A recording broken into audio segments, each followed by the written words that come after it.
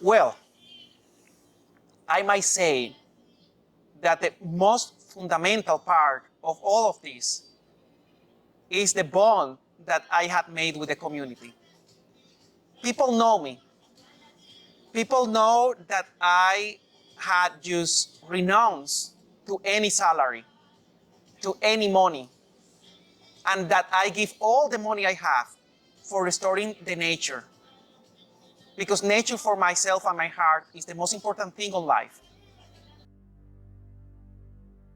In December of 2022, the United Nations Convention on Biological Diversity reached the most important agreement that almost none of Earth's 8 billion inhabitants have ever heard about.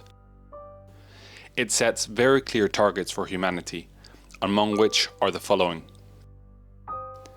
That by 2030, at least 30% of the ocean is under effective restoration, and that by the same year, at least 30% of the ocean is effectively conserved and managed through a network of protected areas.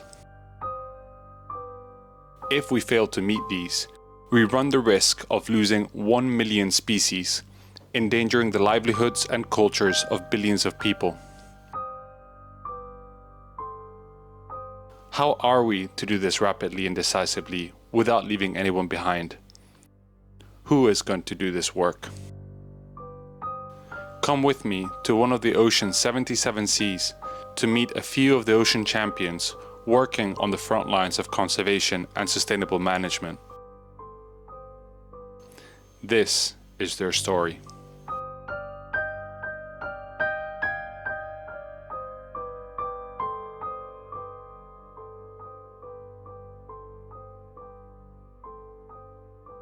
Manuel, nice to see you again. Nice to see you again. How are you? Coming.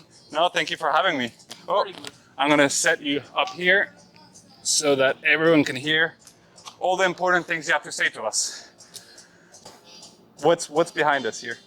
Where we are on the beautiful Sosua Bay, located in the north central shore of the island. It had been an area that holds a very important meaning for myself, because since child, I just grew up here. I just escaped from my mother always and go offshore, and she even had to go and find me in boat because I just disappeared. Since I have use of reason, a little fish in this sea. And I remember when I was child, so many kind of fish. I remember so many kind of corals. I remember a very healthy population of those tubular sponges of the red, purple, yellow, and many coral. I remember going with my father to the mangrove island, cruising it on a little pedal boat, and I remember we used to see large lobsters crossing from one patch to another, and now you don't see that. What I saw was like the decline. What did she not see that you saw here? Back in the 1960s, the condition in the Caribbean had not started its massive downward trend. That started happening about decade later. Gorgonias, sea fans, sea plumes and coral, including the spiky antler coral. The endless food cycle of this liquid world is eternally being renewed. The downward trend from the 1960s onwards, there are areas now that were once robust, and you go there and it's just skeletons mainly. I start seeing like everything dying. I didn't know that was unnatural. I found a Dr. Austin Bowden. He had been here working for a project of coral restoration. And the only thing I know is that coral shouldn't be touched. So I was snorkeling on the central reef of the bay, and I see that diver that was just touching the coral. And I start going down and saying him to go to the surface, And at the end, he came to the surface. And he said, what is happening? And I say, you are touching the coral, and this is bad for the coral. And he told me, what I am doing is saving the coral. And I said, oh, really? And he showed me a bag that he have full of the coral eater snail, which is a snail that eat coral flesh. And he explained me that all that stressors that have been killing coral are principally for overfishing. He explained me that, for example, the coney, the small grouper, eat all the baby parrotfish. If you remove the big grouper, you have a lot of conies. Then they take down all the babies from the parrotfish on the local reef. So your head just completely exploded because everything just started connecting. Yeah, and I always will remain Dr. Austin Bowden because he planted the seed on myself. I love the seed, but I didn't know what was going on. These testimonies of the drastic environmental change that goes unnoticed across generations is what University of British Columbia professor Daniel Pauly termed a shift in baseline in 1995.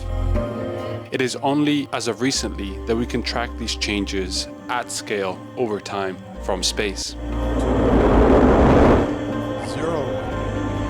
Roger, roll, Endeavour.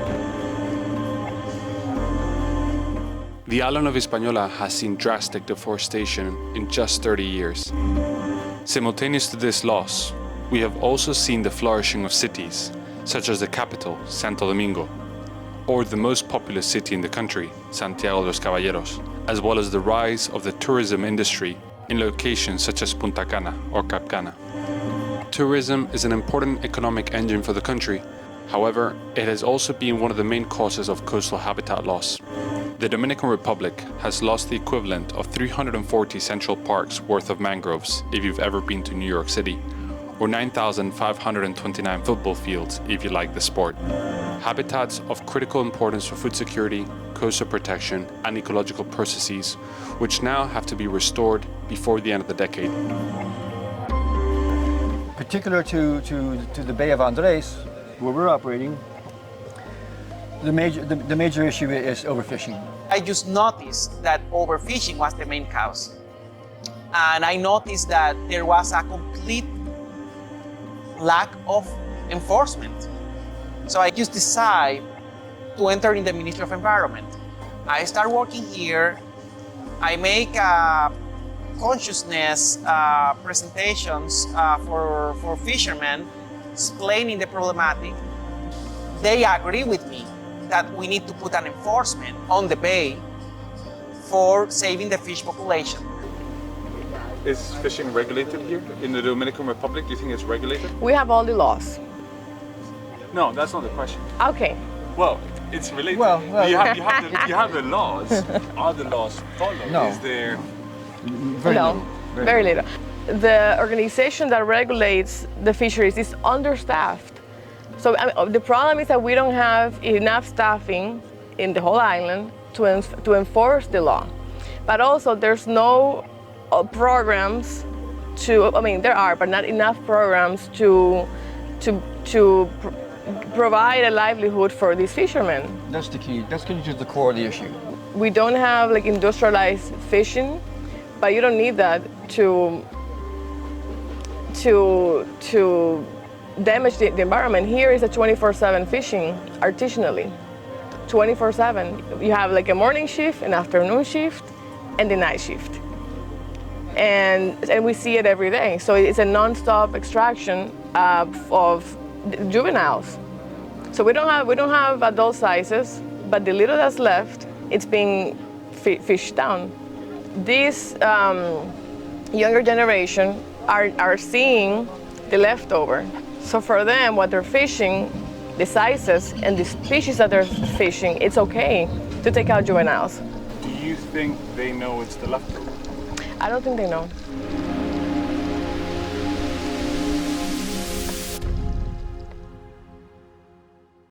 There's so much going on. You've mentioned in the past to me illegal mining, logging, from the top of the mountains, that has an impact on the coral reefs. Enforcement. Give me, so that people can understand, it's not going there and putting a couple corals in the water. It's not simple like that. It's very complex, right? It's very complex. Corals start suffering in this island and in the Caribbean in general after human population raise up suddenly. It has been demonstrated by several articles that corals start suffering since the 60s. 50s and 60s, there was a big deforestation of the coastal areas and an increase on fishing pressure. It has been demonstrated that this disruption had created the appropriate conditions for the coral reef decline. Overfishing severely disrupts the ecological interaction in the ecosystem. You've told me that in this bay, what method of fishing have Well, been used? at this time was spearfishing, and spearfishing was enough with the local population to deplete all the big predators and the biggest herbivores. When you deplete the big predators and the big herbivores, all break up. You just destroy the ecological processes that sustain coral reefs. Along with this, sedimentation is one of the most important stressors over coral reef. So you get a lack of herbivory, you get a lot of corallivory, then you have sediments that start nourishing seaweed. I started in the Ministry of Environment, but one big problem for myself was the lack of funding. I manage money for saving the bay, from myself and from local people that want to help. But I cannot do it well because as I have been public employee, I cannot be openly asking for fundraising for sustaining the project. So I decided to create a foundation. So I can do it by the foundation. How important is it to engage the community in this effort? Well, I might say that most fundamental part of all of this is the bond that I had made with the community. People know me. People know that I had just renounced to any salary, to any money, and that I give all the money I have for restoring the nature. Because nature for myself and my heart is the most important thing on life. Nothing is more important to myself than nature, both in land and sea. And had been challenging.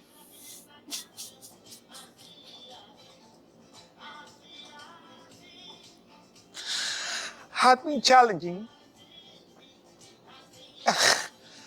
People are just destroying everything. And it's terrible what is happening. Knowing nature, understanding nature,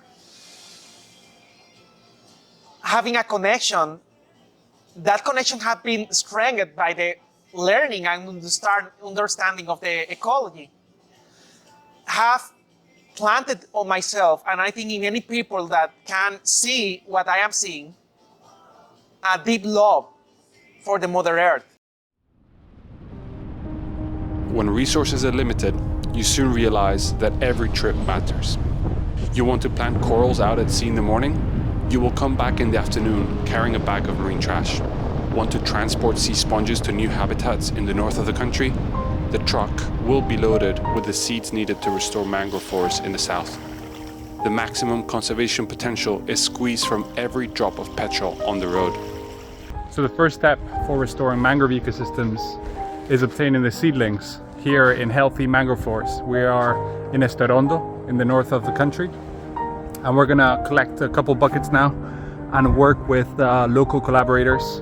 We're gonna work for the rest of the day to collect maybe 1 or 2 bags that we can take back with us.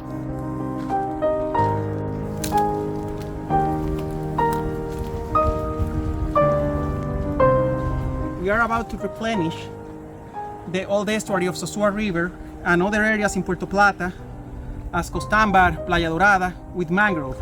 We are taking advantage that we are on the season of mangrove seedlings or propagules.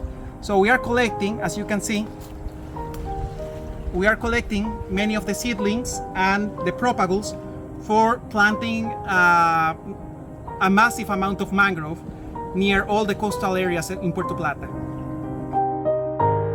Since genetic diversity is so important for the survival of any species, whenever funding allowed for it, we hired a local fisher to collect more distant seeds deeper in the mangrove forest.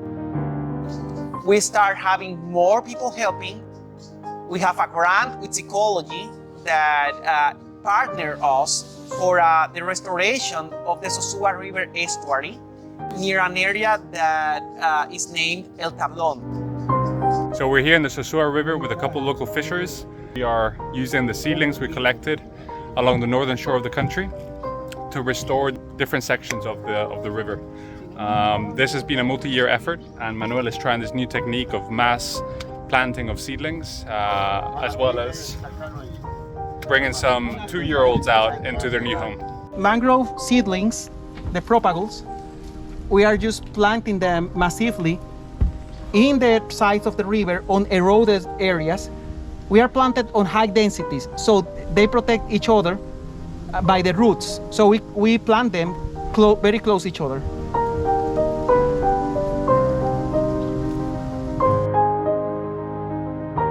We make a coastal forest, a mangrove forest, and an ecological park in this area. This is something that has been taking place in the Dominican Republic for several years, rebuilding local ecosystems while re-envisioning livelihoods and helping communities adapt. They have a real life situation where they need to make a living. So it's knowing that there's a problem, that you are part of it, but also they're being victims of the system. Fishermen community that are not being so much supported.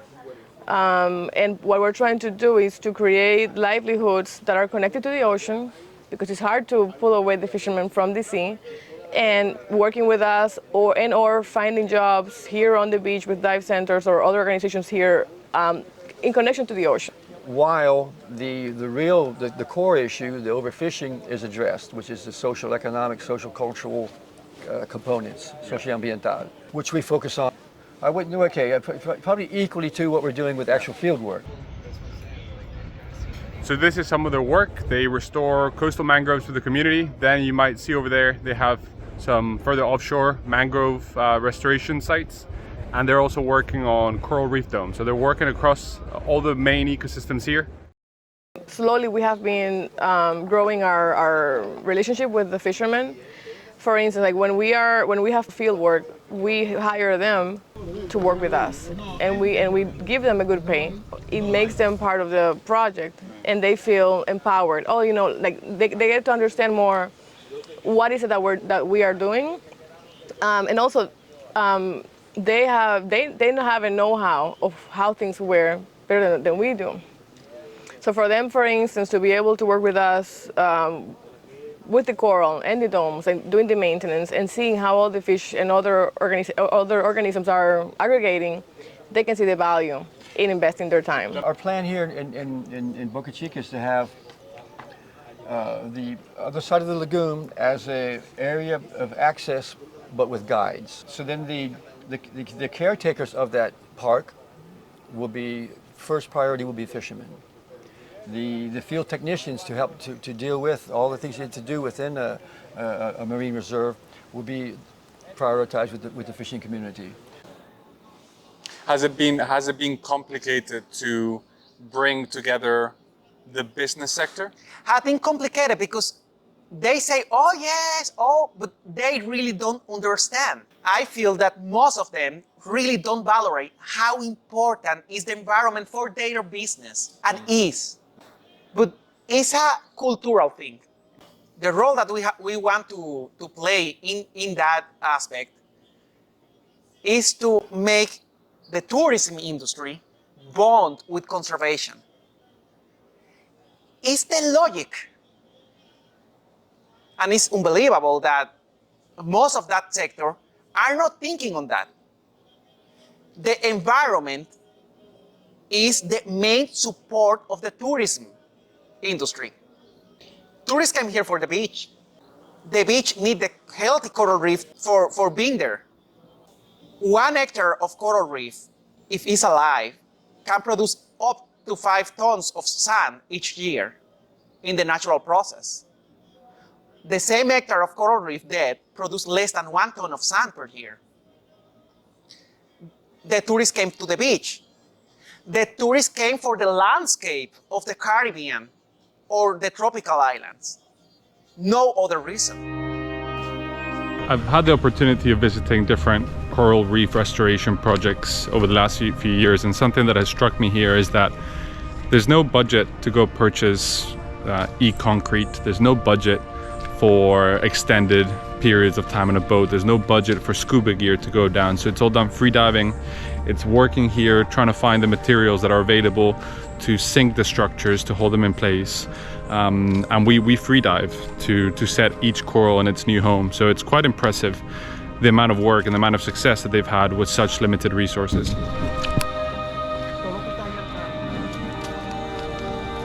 ¿Cómo está?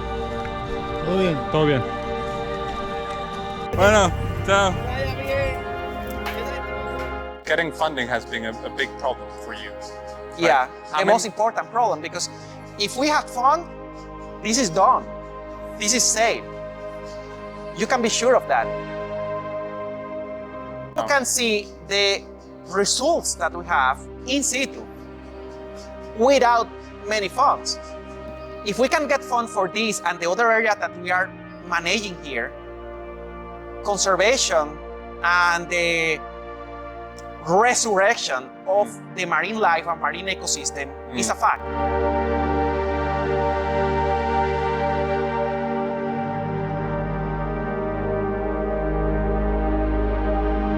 Every so often, on a lucky day, a local dive shop lets the foundation borrow scuba equipment for the morning.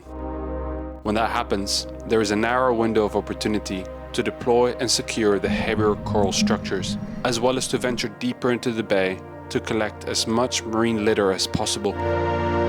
When marine trash drifts over old or new corals and sponges, it becomes entangled and rips them out.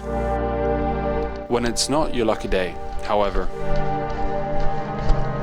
one of the local guys said that they saw someone running down the beach with them, try to find him, but I couldn't find it. So lost the equipment. Again, second day in a row we get mugged. your snorkeling equipment is stolen and you have to split a pair of fins between 3 people, hoping that the fins show up because you cannot afford a new pair. There is social injustice in many parts of the country. A country that is growing fast, that is changing fast.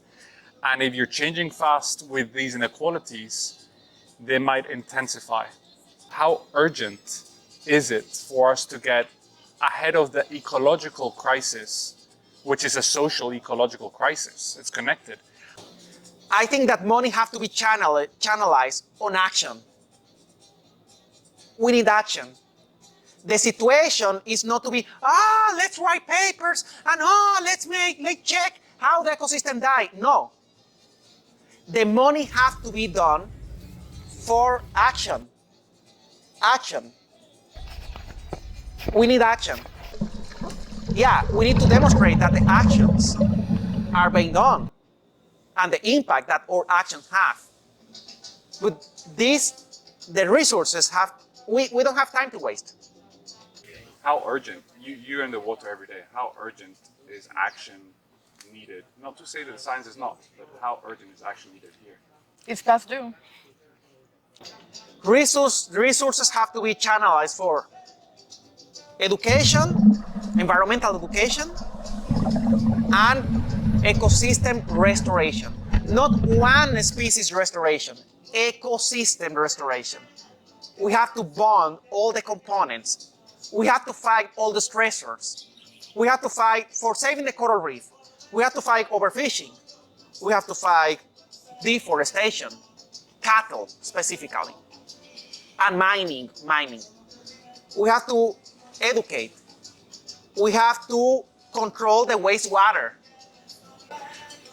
Local solutions are the things that have to be done for directly cut down the stressors or reduce the stressors from human population over the ecosystem.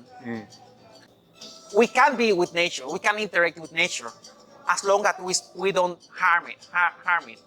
And well, I have to go to my presentation. Thank you very much. And thank you for being here. ¿Qué hora será?